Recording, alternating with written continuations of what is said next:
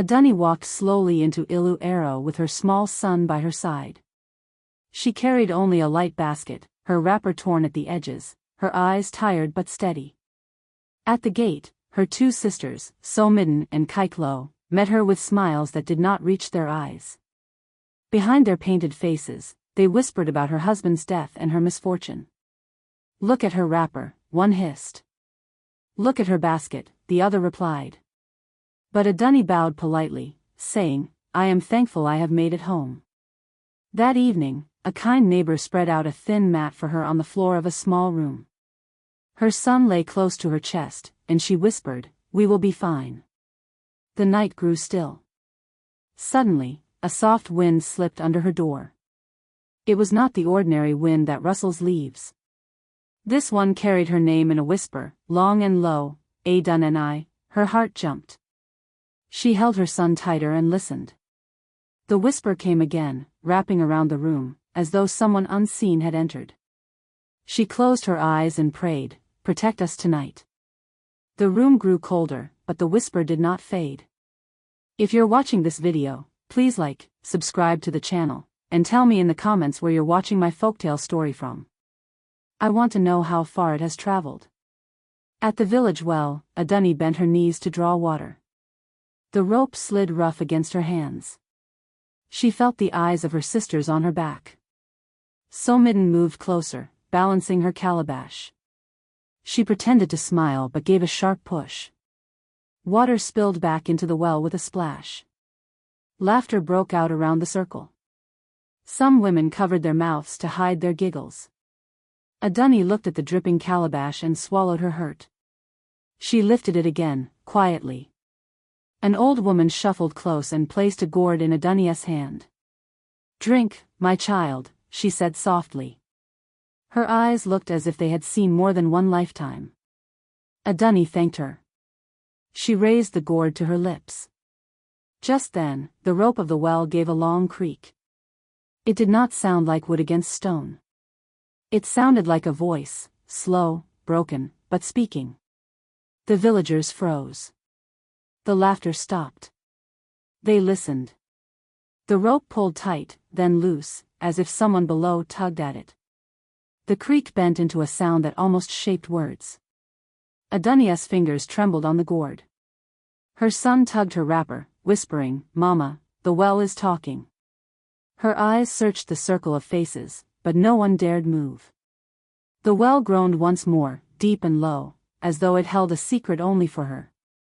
The next day, Adunni went to Kaiklo's compound. She stood by the doorway and asked, "Please, sister, could you spare one yam for my child?" Kaiklo folded her arms, her wrappers bright with gold threads. Her lips twisted. She bent into her storehouse and returned with a few thin, shriveled pieces of yam. They were already spoiled and useless. "Here," she said with a sneer. "Cook smoke if you like." Adunni's chest ached, but she took the pieces with quiet dignity. She went to the forest's edge and gathered leaves, wild peppers, and a handful of herbs. That evening, she built a small fire outside her hut. Her son watched as she blew gently at the flames. The spoiled yams were cast aside, but the vegetables simmered in a clay pot. Steam rose in soft curls. One curl lifted higher than the others, dancing above the fire. It bent and twisted, and Adunni gasped. For a moment, the smoke shaped itself like a great ear. It leaned toward her pot as though listening. She blinked, and it was gone. But the air around her seemed to hum. She ladled a little stew for her son and whispered, "Eat, my dear. Tomorrow will be better."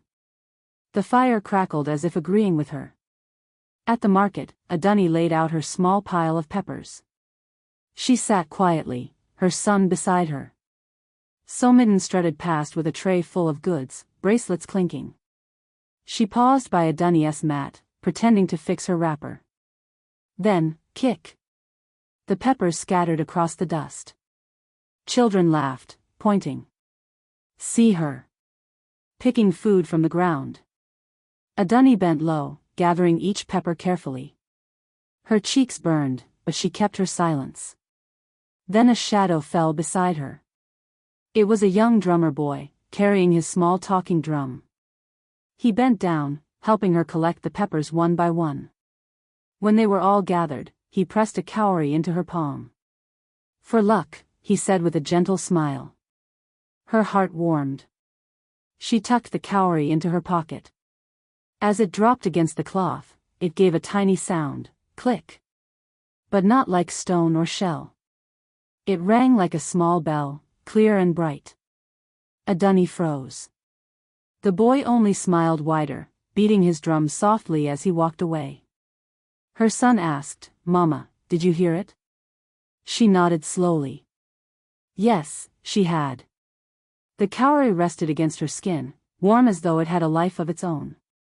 That night, Adunni spread her mat and placed her small clay shrine before her. She knelt, bowing her head. "Spirits of my fathers, I thank you for the drummer boy. I thank you for the kindness of strangers. Help me keep a good heart, even when others mock me." Her voice was steady, though her eyes were wet. Her son lay asleep, his breath soft. Outside, the sky was clear, but a low thunder rolled across the village. It was not the kind that promises rain.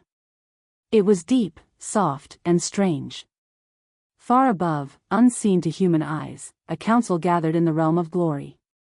Among them stood her husband, now a spirit clothed in light. He bowed before the council and pleaded. "She is my wife, faithful and kind. She suffers but still gives thanks. Let her be blessed." The council murmured among themselves. At last, they nodded. "We will help her," they said.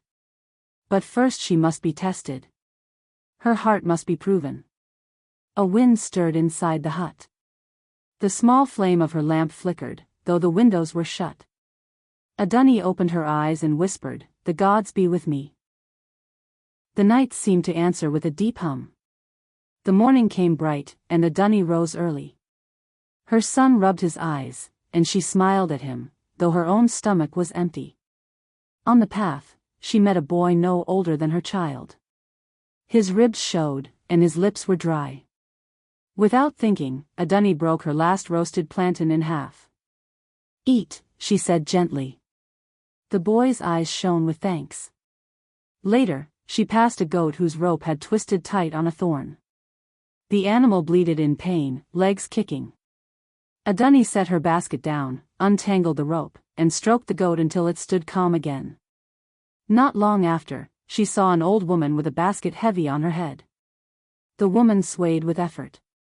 Adunni hurried forward, lifted the basket, and carried it to the woman's doorstep. Each one she helped said the same words, "Thank you. I will remember." At sunset, Adunni returned home. Her son pointed suddenly. "Mama, your pocket." She reached in. The cowrie grew warm, as though it held a little fire. She gasped, pressing it to her palm. The warmth spread through her chest. For a moment, she felt unseen eyes upon her, watching, weighing her deeds. She whispered, "If this is a test, let me not fail." The cowrie gave another soft click, like a bell too small for anyone else to hear. That evening, Adunni pounded yam in her small mortar. The steady rhythm echoed in the quiet night. Her son hummed beside her, playful, though the pot of soup on the fire was barely enough. Just then, tap, tap. A knock at the door. She opened it to find a traveler, dusty from the road, his face shadowed beneath a wide hat.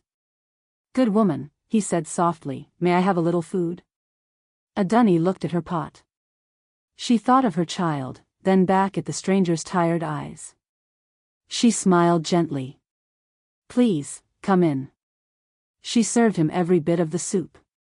She tilted the pot so he could drink the last drops of broth. She gave him water, then placed her mat for him to rest. The traveler ate in silence. When he rose, he bowed low. His voice dropped like a song carried by the wind, "Good hearts make good songs." Then he stepped outside. Adunni followed with her eyes as he walked toward the place where three roads met. At the crossing, he turned his head. For a moment, his face shone brighter than the moon. Then he was gone. Adunni closed the door slowly, her heart beating fast. She whispered to her son, "We fed an angel tonight." The cowrie in her pocket throbbed like a drumbeat. The sun had not yet risen when Adunni awoke to a strange sound. Can can can. It was sharp, then soft, like music in a dream. She sat up quickly. The sound came from her kitchen. Her iron pot hummed, shaking gently, then filled with yam pottage though she had not placed anything inside.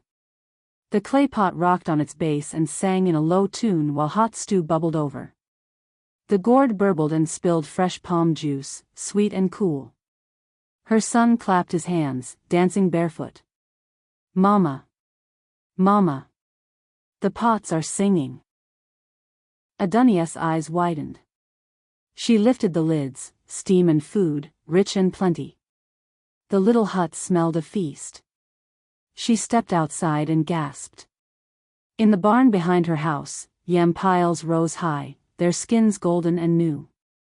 She could sell them, eat them, share them. Her son twirled around, singing with the pots. Can can can. Her heart filled with both joy and fear. She whispered, "What gift is this? What power has entered my home?" Then came the sound of footsteps gathering outside. Neighbors had heard the singing. One by one, they pressed close, whispering, "What is happening at Adunni's hut?" The pots clanged again, louder, as if announcing themselves to the whole village. By mid-morning, the compound overflowed. Neighbors pushed forward, peering into Adunni's kitchen. Children laughed and ate from bowls filled by the singing pots. They licked their fingers and clapped. Old women nodded, saying, "No one shall go hungry today." The pots poured stew, yam pottage, sweet fruits, and cool drinks without fire or hand. The air was filled with the scent of spices and the sound of music. The village priest arrived, his divining chain shining. He studied the pots, then tossed his chain to the ground. The shells clicked, and his eyes glowed. He smiled. The gods are pleased with her heart. The people cheered. But across the yard, Somidden and Kaiklo stood in silence. Their faces were tight, their eyes narrow with envy. Adunni only bowed, saying, "May everyone eat. May joy be shared." But inside, she wondered, why me? Why now? Was this blessing or test? As the pot sang on, louder and sweeter, the sisters whispered together in a corner, their hearts burning with jealousy. The drummer boy tapped his drum slowly, looking at Adunni. His rhythm said without words, "Be careful. Good songs bring both friends and enemies." That evening, the sisters Somidden and Kaiklo spread a feast in their courtyard. They roasted meats until the fat dripped. They baked honey cakes, piled fruit high, and poured palm wine into shining cups. Gold cloths shimmered under the lamps. They sat tall, waiting. "Surely the gods will see us," Somidden said. "We are richer, finer, more worthy." They watched the road, expecting a holy visitor. Hours passed. No one came. The food stayed hot but tasted empty, flat as ash in their mouths. Kaiklo frowned. "Why does the power not bless us? Are we not beautiful enough? Do we not have enough wealth?" Somidden slammed her cup onto the mat. "If the gods do not come to us, then we will go and find them ourselves." Her eyes glittered with anger. She whispered, "We will do what Adunni has done, but better. We will force the heavens to notice us." The night air stirred, carrying the faint echo of the singing pots from Adunni's home. The sisters clenched their fists, their feast untasted, their pride sharp as knives. In the distance, an owl cried, its voice long and low, as if warning them. But they did not listen. Their hearts turned colder, and their steps darker.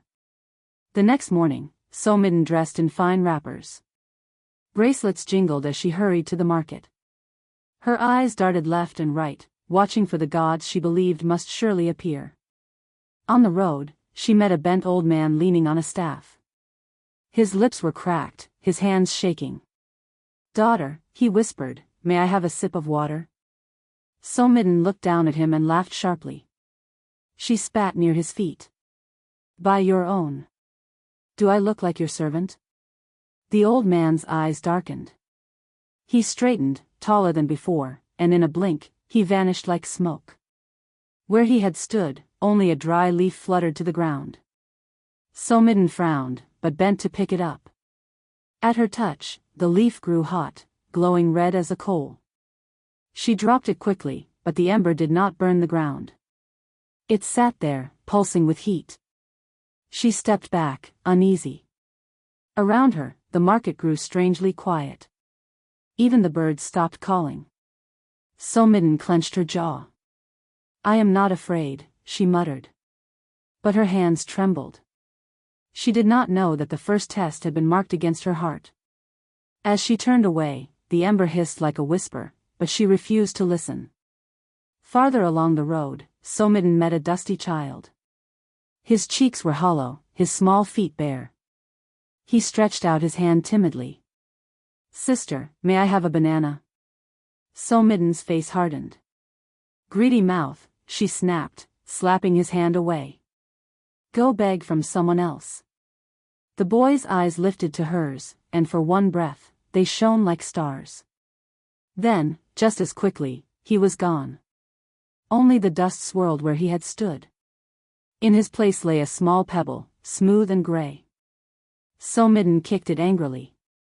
But at once, fire flared through her foot. The pebble had turned red-hot.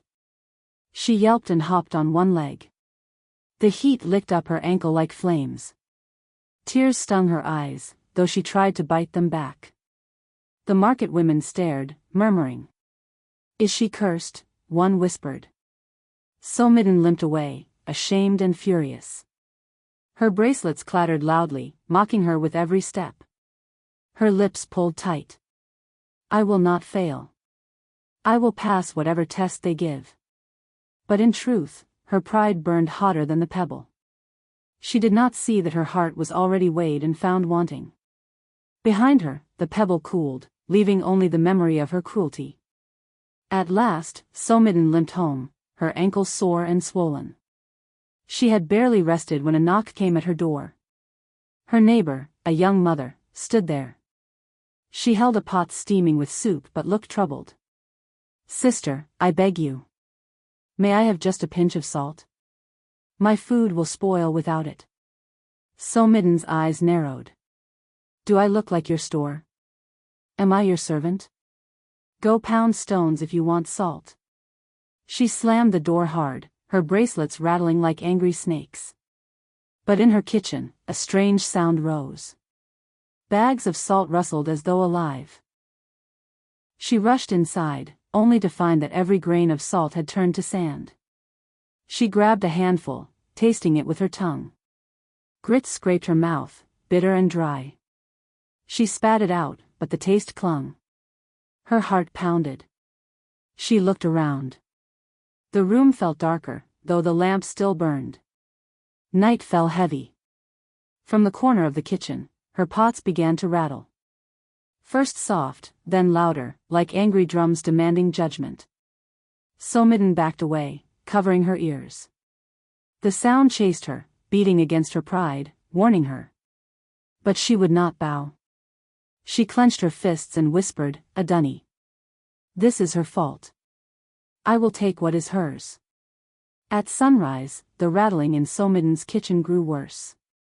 Her pots shook violently, their lids clanging. Then, boom! Thick black smoke burst out. The smoke filled her compound, rising like a storm. She coughed and choked as food spoiled in her hands. Meat turned sour, yam pottage collapsed into slime, and palm wine reeked of rot. Neighbors gathered outside, covering their noses. Children cried, What is happening?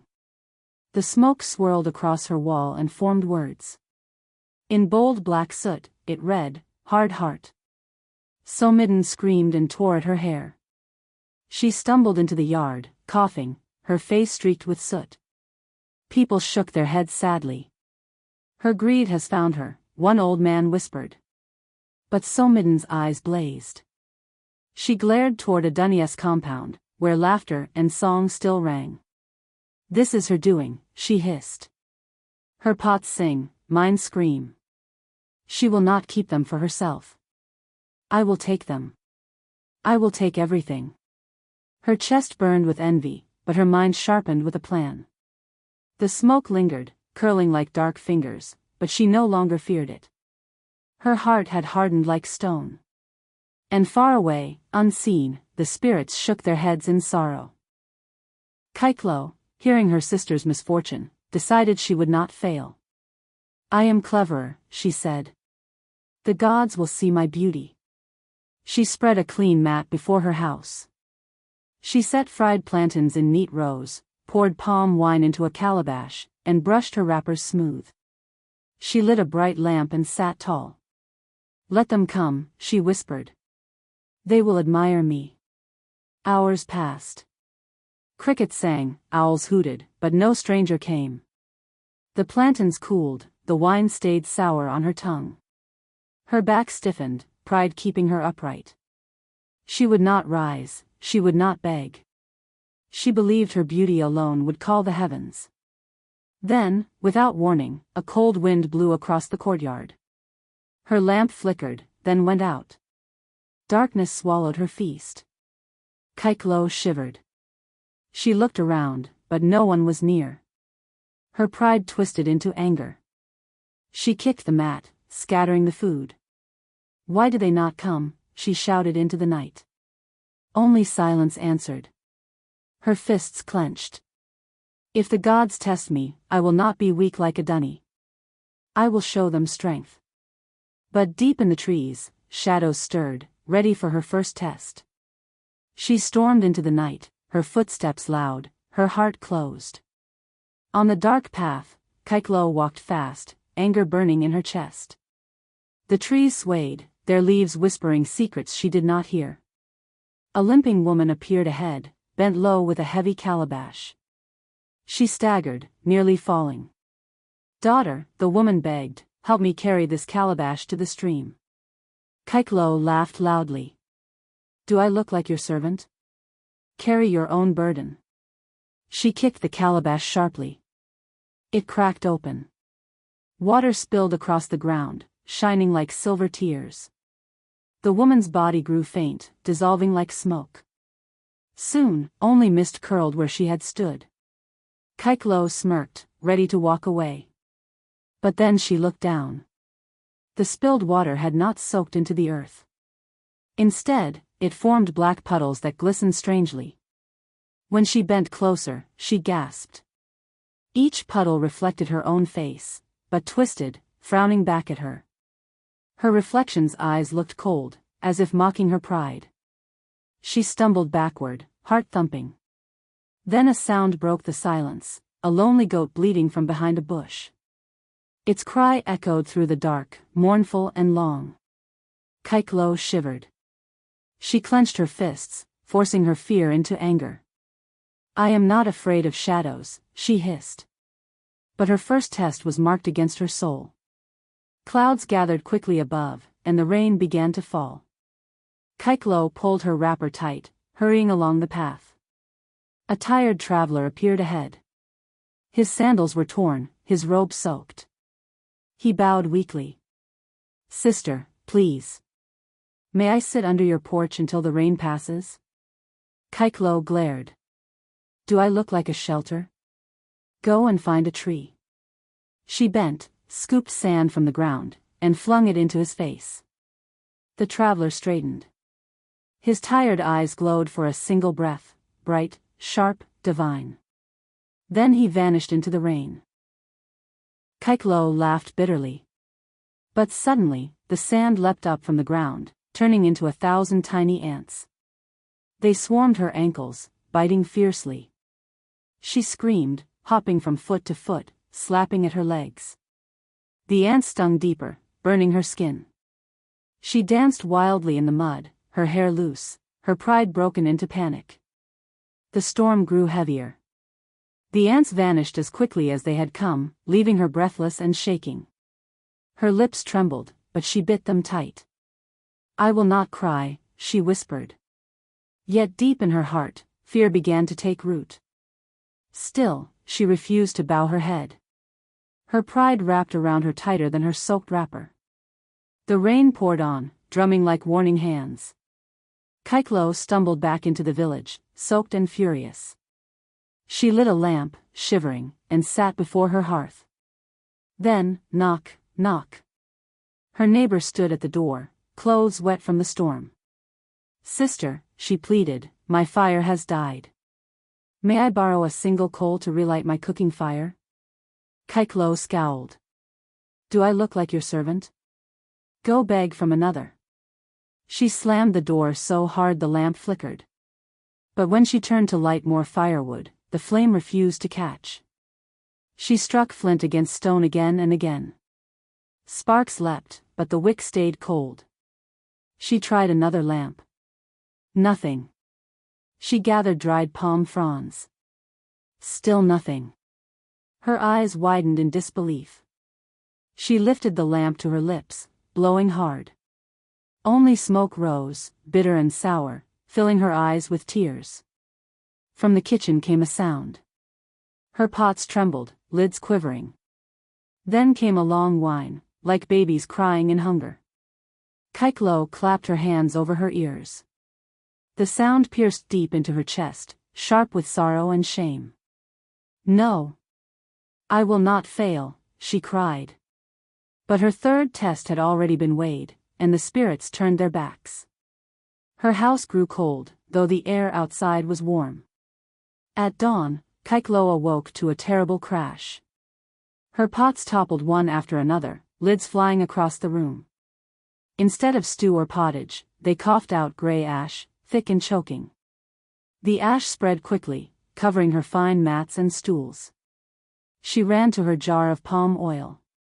It bubbled and changed before her eyes, turning into sticky red dye.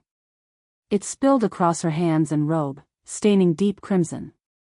She screamed, rubbing at her skin, but the dye clung like blood. Neighbors peeked through her doorway. They shook their heads sadly. "Her pride has cursed her," one whispered. Kaiklo grabbed a mirror, desperate to see herself. But when she lifted it, the glass was fogged white. No reflection showed. She tried another mirror, again, only fog. Tears streamed down her cheeks. For the first time, fear cracked her proud mask. She stumbled into the courtyard where Somidin waited, blistered hands hidden beneath cloth. Together, they crouched behind a tree. "We cannot wait," Somidin hissed. "We will steal Adunias pots. Tonight." Kaiklo nodded, her stained hands trembling. Their hearts, once proud, now beat with desperation. The wind whistled through the tree, carrying a warning neither would hear. Midnight came. The moon hid behind clouds, throwing darkness across Iluero. The sisters crept into Adunias' yard. Their feet made no sound on the earth. They pushed open the kitchen door. Inside, the singing pots sat quietly, as though asleep. Their lids rose and fell like calm breathing. The sisters grinned, their eyes wild with greed. "They will be ours," Somidin whispered. They reached forward, both hands outstretched. The pots stirred, glowing faintly. Red light pulsed beneath their clay skins, like fire in a forge. The sisters hesitated, but pride pushed them on. Their fingers touched the pots at the same moment. At once, the glow blazed. The pots grew hot as flame. The sisters screamed but could not let go. Blisters bloomed across their palms. Their arms burned, bubbling with sores. They tore their hands away, stumbling backward. The pots roared like thunder, then stilled, silent and watching. Outside, chickens shrieked, feathers flying. Dogs barked wildly. The village began to stir. The sisters clutched their blistered arms, groaning. Their plan had turned to pain. And the judgment of the village had only just begun. The sisters staggered backward, clutching their blistered hands. Their skin bubbled with boils, lips swollen until they could barely groan. The pots roared once more, like thunder crashing in a storm, then went still, silent as stone. The kitchen glowed red, then dimmed again. So Midden wailed, "My hands. My face." Her swollen lips made the words thick. Kaiklo clawed at her robe, but the dye from the night before spread darker with every touch. Their groans echoed across the compound. Suddenly, chickens screamed, wings flapping. Dogs barked and howled. Lamps lit in the village. Neighbors rushed out, startled by the noise. "What has happened?" voices called. "Who cries at midnight?" The sisters tried to cover their arms, but the blisters oozed, and the boils swelled. Their bodies shook with pain. The pots stood tall, their surfaces cool again, silent witnesses to the sisters' greed. The night was broken. The village was awake. Judgment had come. At first light, the entire village gathered in the square. Men, women, and children pressed close, whispering in shock. Somidden and Kaiklo stood before the chief, their hands blistered, their faces swollen. They could not hide the truth.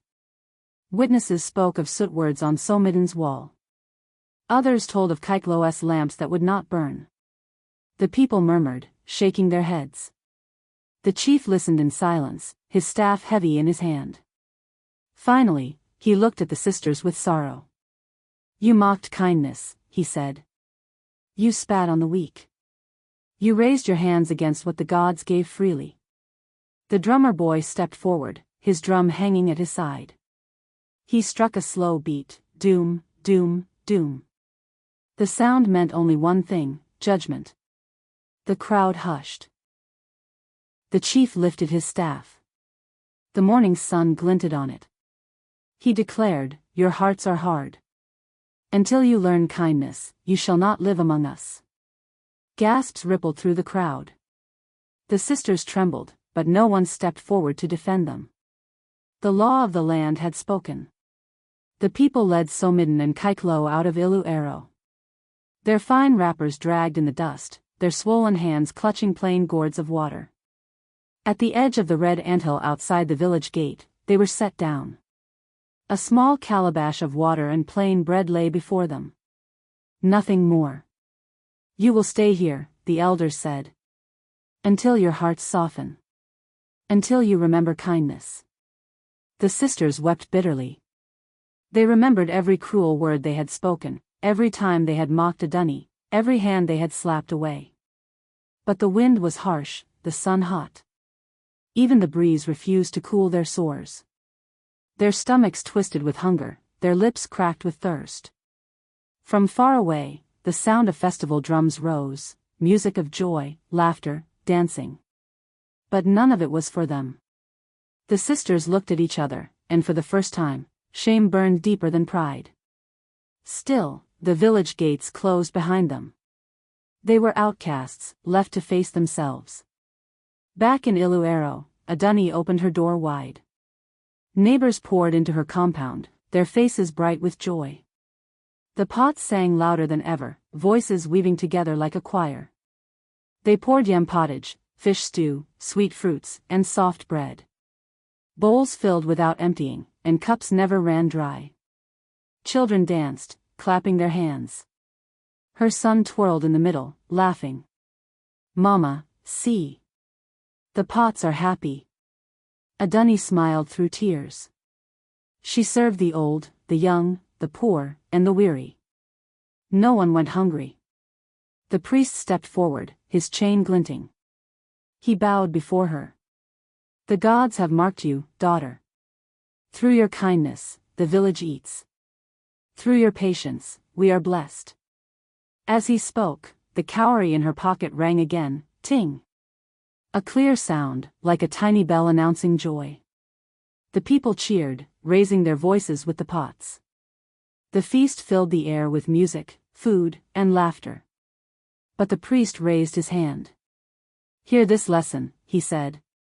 "For blessings do not come without reason." The crowd hushed, waiting. The priest spoke slowly, each word clear. "Kindness brings music. Pride brings silence.